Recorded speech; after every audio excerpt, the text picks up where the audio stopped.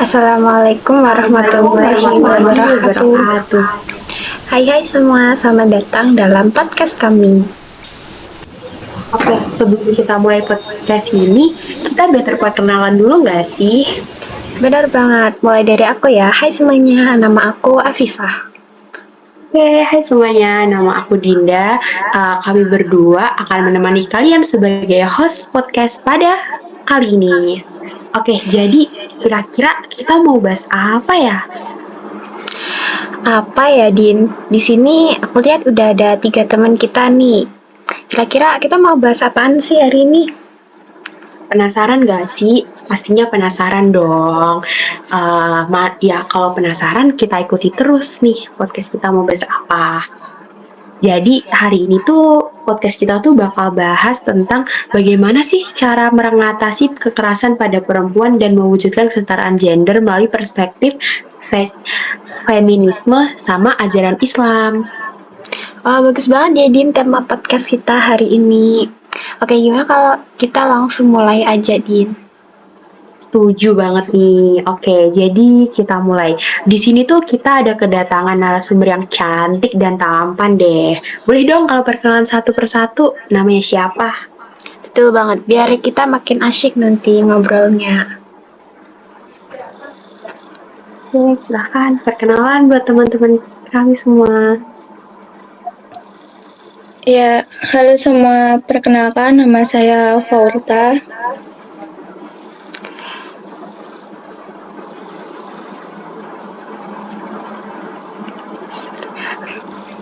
Perkenalkan, saya Aziza.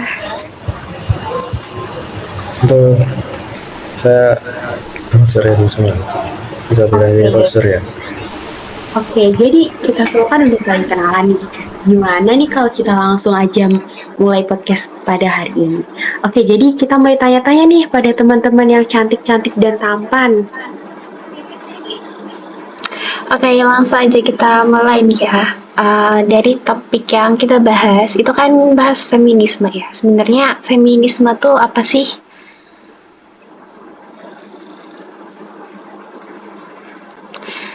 Mungkin Kak Surya bisa jawab. Waduh, saya yang suruh jawab. Gimana ya? Feminisme ya. Feminisme ini kurang lebihnya itu apa ya? Berfokus pada ketidaksetaraan dasar antara laki-laki dan perempuan, di mana konsekuensinya dari ketidaksetaraan tersebut itu dapat mempengaruhi politik dan dunia. Itu kalau nggak salah menurut Jackson dan Sorensen ya, kalau nggak salah itu. Jadi seperti yang yang ada di dalam bukunya,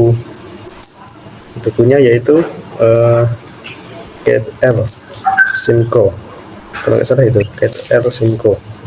Feminisme itu merupakan perspektif tentang fenomena sosial yang memiliki fokus pada isu-isu menjadi perhatian bagi perempuan dan serta dari teoretis menekankan kepada pentingnya gender, kurang lebihnya gitu ya, yang menurut saya.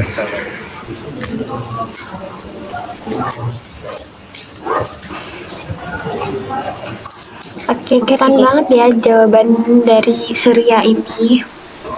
Dan sangat berhubungan sama topik yang kita bahas hari ini, yaitu kekerasan pada perempuan yang dilakukan oleh para laki-laki. Bener banget nih Viva. Jadi itu bahkan menurut WHO tuh sebanyak 35% perempuan tuh mengalami kekerasan, baik fisik maupun kekerasan dari pasangan, maupun seksualnya. Bahkan itu tuh kekerasannya tuh dari pasangan mereka sendiri. 30% itu tuh diantaranya dilakukan sama pasangan sendiri loh, Viv.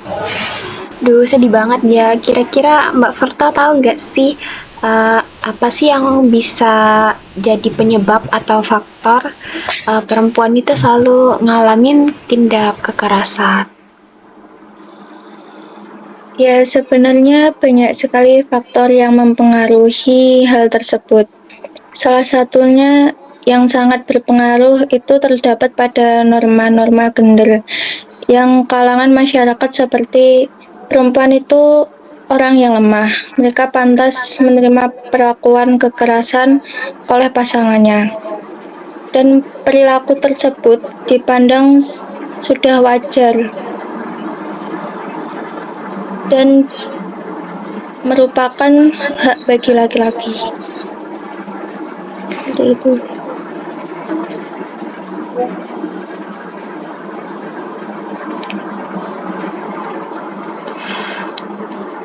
Mungkin Mbak Aziza bisa menambahi yang dikatakan sama Mbak Verta.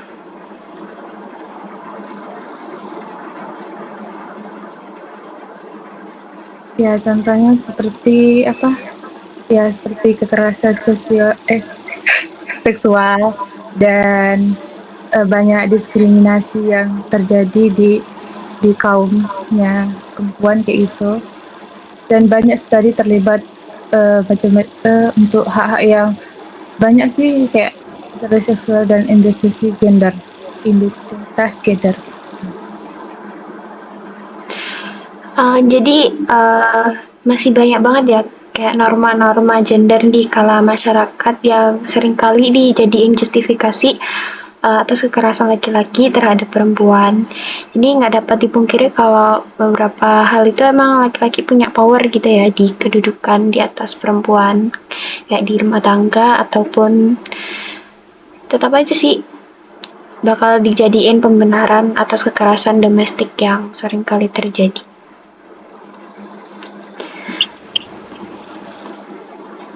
Oke.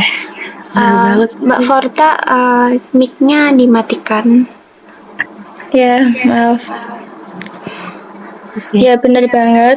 Segala bentuk kekerasan yang dilakukan terhadap perempuan seperti penganiayaan dan penindasan dapat dikategorikan sebagai bentuk pelanggaran terhadap hak asasi manusia.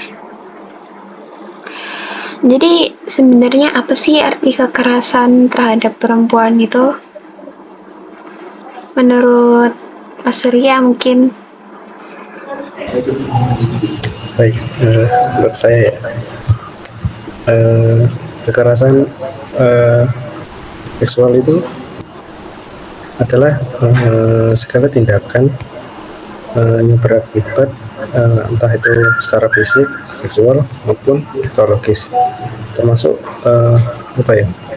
ancaman tindakan tertentu atau pemaksaan perampasan kemerdekaannya secara sewenang-wenang, baik yang terjadi di depan umum maupun di kehidupan pribadinya. Kurang lebihnya gitu sih menurut saya.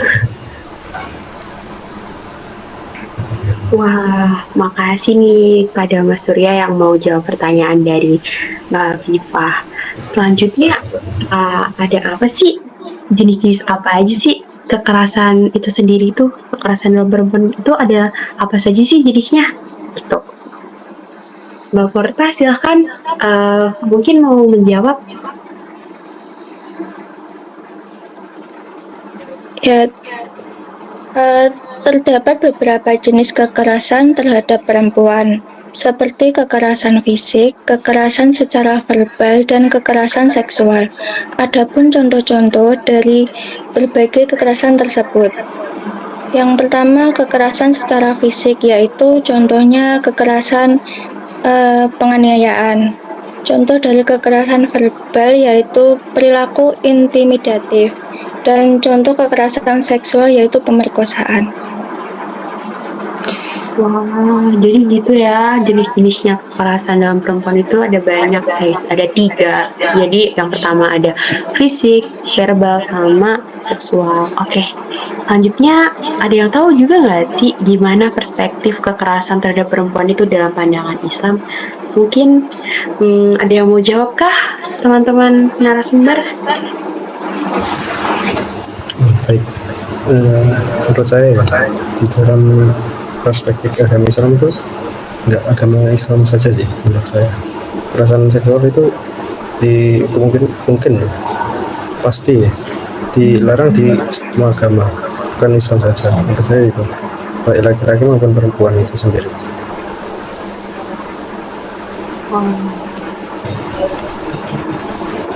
Mungkin ada yang lain.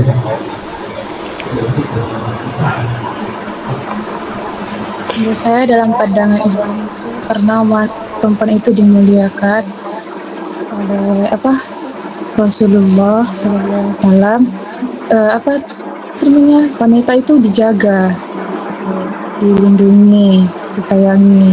Jadi pandangan Islam itu wanita itu dimuliakan, derajatnya lebih tinggi.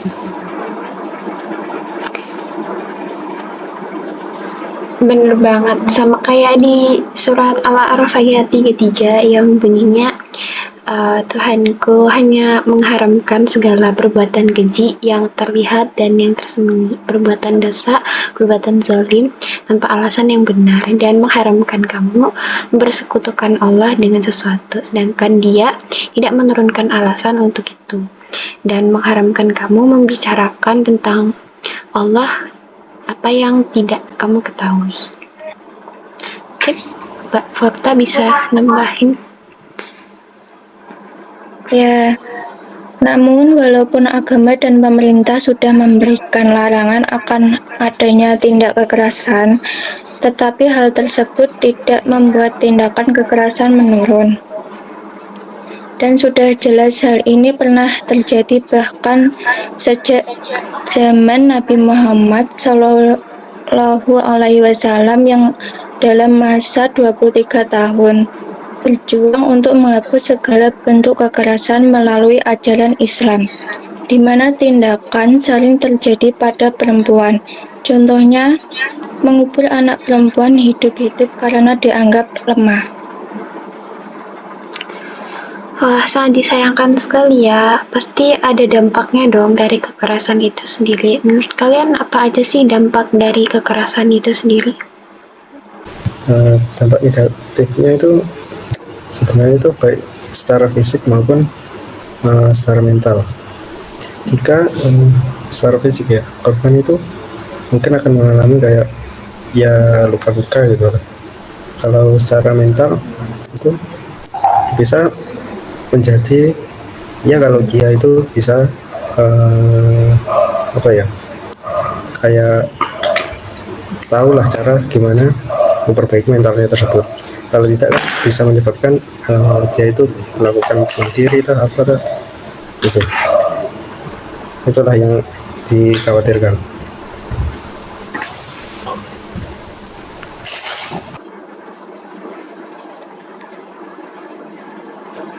Ya, dalam segi mental juga hal tersebut dapat menyebabkan korban mengalami depresi, stres, insecure, dan bahkan yang seperti dikatakan oleh Mas Surya tadi mengalami traumatic disorder, keadaan di mana dia tidak ingin melanjutkan hidup.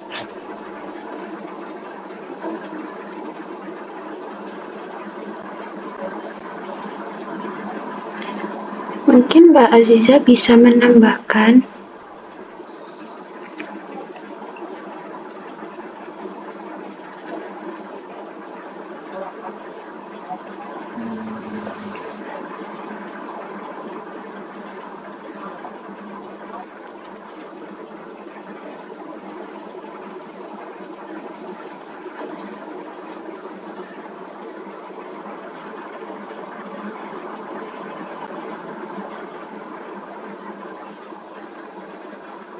Oke, kepentingan yang terlibat secara aktif mendengar pengalaman orang lain dengan terus mendidik sendiri. Telah dimulai dengan kesadaran dan tindak kita sehari-hari.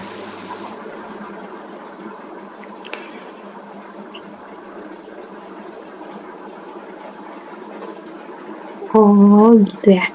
Jadi dari beberapa poin yang telah disampaikan oleh teman-teman narasumber kita, pasti ada dong cara untuk mengatasi kekerasan terhadap perempuan itu sendiri. Oke, jadi aku boleh nggak sih minta tolong kepada kalian buat nge-spill cara-cara supaya kita bisa meminimalisir adanya kekerasan terhadap perempuan itu? Boleh dijelaskan teman-temanku? Mulai dari saya ya. Kalau menurut saya itu dalam hal ini ada beberapa upaya yang bisa kita lakukan. Yang pertama itu mungkin kesadaran ya, kesadaran diri kita sendiri betapa bahayanya kekerasan seksual itu. Dan yang kedua itu kita mungkin harus berpartisipasi dalam acara anti kekerasan, atau bisa mengetahui di mana kita harus melapor jika ada terjadi atau melihat pelaku kekerasan seksual tersebut. Itu menurut saya.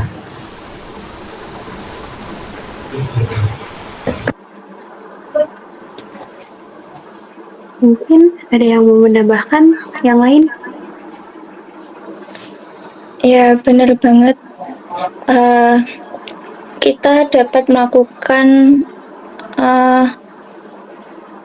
hal tersebut yang seperti dikatakan Mas Surya tadi dengan cara menghubungi pihak yang berwajib dan memastikan pelayanan terkait aduan pada perempuan, memperdayakan perempuan dan mencoba membuat lingkungan menjadi aman.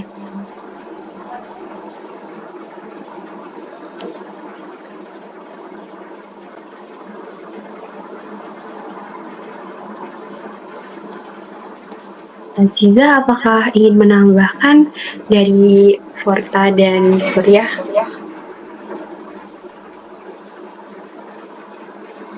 Ya, sama seperti yang disampaikan tadi, kita harus melaporkan ke pihak yang berwajib. Karena kan itu penting buat kita supaya kita tuh untuk untuk mengadililah diri kita gitu loh. Jangan sampai ada lagi korban-korban kekerasan lagi yang terjadi di Indonesia ini. Gitu. Jadi guys, berarti tadi tuh ada cara-cara buat kita menanggulangi gitu ya terjadinya kekerasan seksual. Tapi kalian tahu nggak sih, pasti ada deh salah satu cara yang benar-benar penting banget juga dengan kita melakukan gerakan feminisme. Teman-temanku ada yang mau jelasin nggak sih tentang feminisme itu apa? Gitu.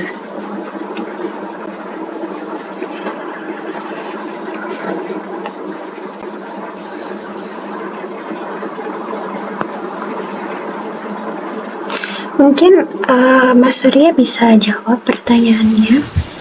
Oke, saya lagi tuh. Oke. Feminisme itu kalau nggak salah kan kesetaraan gender ya? Iya nggak? Benar kok, benar banget. Iya. Itu kan berarti feminisme itu adalah kesetaraan gender, bukan hanya dalam hukum, tapi juga dalam kehidupan sehari-hari. Kalau nggak salah gitu. Iya kak. Iya. Sebenarnya saya tahu gitu.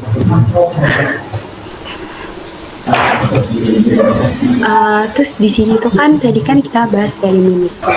Terus ada nggak sih kalian tuh lihat-lihat hubungan antara feminisme sama isu-isu disorientasi seksual?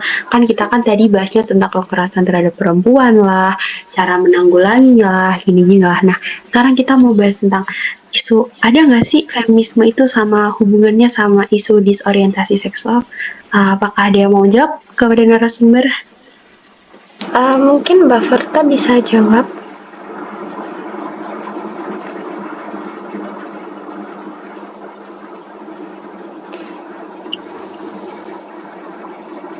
Mungkin Mbak Verta ini masih ada gangguan sinyal ya, jadi mungkin Mbak Azizah bisa jawab. Bentar ya.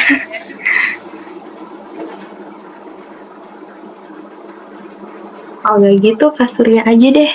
Yang Iya, mungkin karena ini kayaknya lagi berkenan pada dengan- ada gangguan. Iya, betul. Jadi kita serahkan kepada narasumber yang pertama aja, kepada Kak Surya, silahkan untuk menjawab jika tahu tentang jawabannya yang tadi saya tanya. Kok bisa saya lagi loh, baru bisa diulang nggak? Gak apa-apa Kak, kalau emang tahu gitu. Ya, Kak, Bisa karena diulangi. dua narasumber kita yang lain ini lagi ada gangguan, jadi Baru mungkin bisa dibantu. boleh diulangi nggak pertanyaannya? Jadi ada gak sih hubungan antara isu-isu antara feminisme dengan isu-isu disorientasi seksual?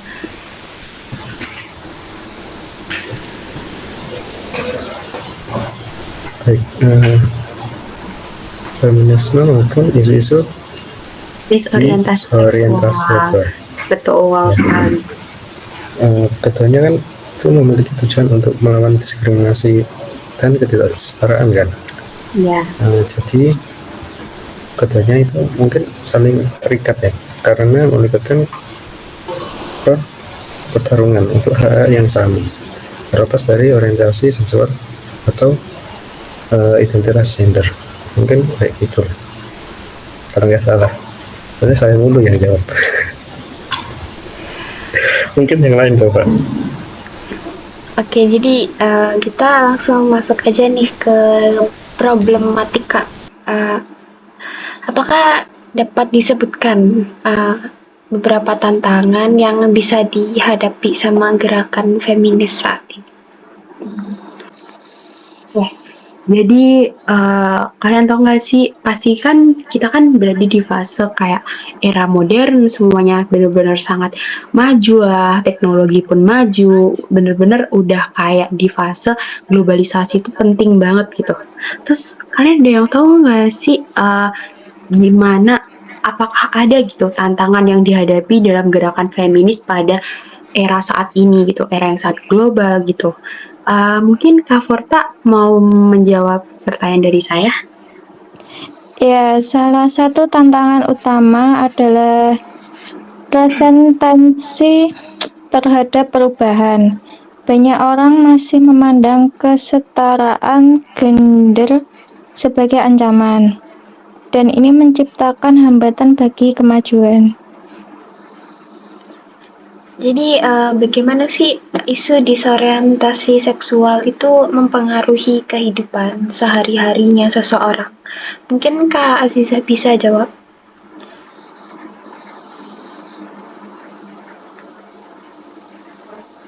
Bentar ya. Ulang lagi. Jadi karena ini udah dijawab sama Kak Forta nih tantangannya kayak gimana aja. Jadi ada nggak sih gimana ya, bagaimana isu disorientasi seksual itu bisa mempengaruhi kehidupan sehari-hari seseorang?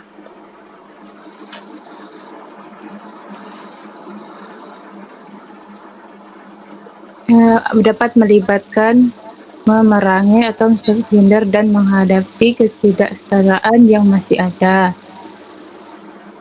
Isunya itu contohnya seperti orientasi seksual. Mungkin aku di sini boleh nambahin nggak dari opini aku? Boleh banget. Oke, jadi itu kalau menurut aku sih Ya, gimana sih isu desorientasi seksual itu mempengaruhi kehidupan sehari-hari ya? Jadi mungkin orang-orang dengan identitas yang seksual yang berbeda dan itu tuh bakal sering mengalami diskriminasi dan stigmatisasi.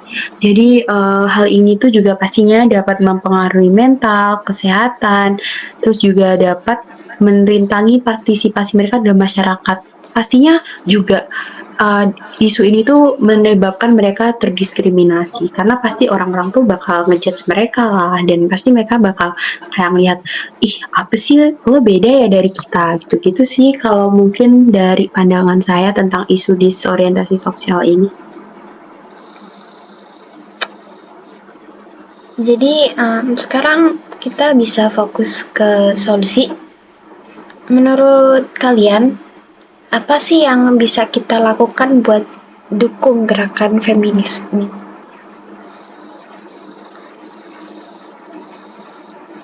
Mungkin Kak Surya bisa jawab.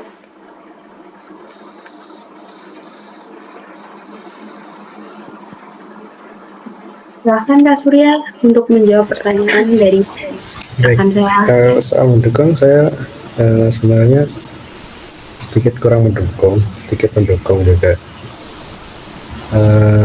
Karena apa ya? Di dalam Islam itu bahwa sudah dijelaskan kalau yang mendukungnya itu mungkin yang kayak tadi, supaya tidak terjadi diskriminasi dan yang lain-lain. Saya ya. Oke, terima kasih atas pertanyaannya, jawabannya Kak Surya. Terus Ya. aku mau nanya lagi nih, gimana, silakan Kak Afifah. Gimana sih cara biar kita tuh bisa lebih inklusif terhadap komunitas disorientasi seksual? Mungkin Kak Forta bisa jawab pertanyaan saya.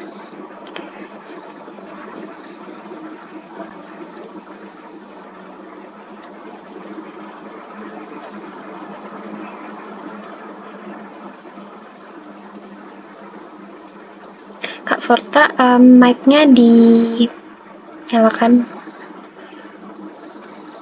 Ya, maaf.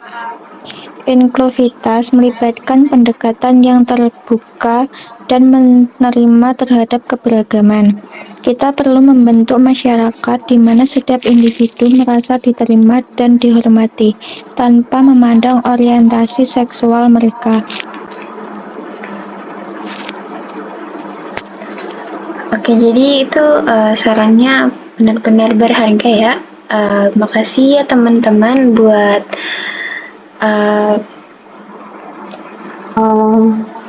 diskusi yang menginspirasi pada hari ini, pada podcast kali ini. Wah, bener sekali nih cara-cara dan langkah-langkah yang udah dijelasin sama teman-teman kita. Pastinya sangat membantu dong. Terus kita nih udah sampai nih di ujung topik dari apa yang mau kita bahas pada podcast kali ini. Jadi kita mau ngucapin terima kasih banget kepada teman-teman kita narasumber yang cantik dan ganteng pada hari ini.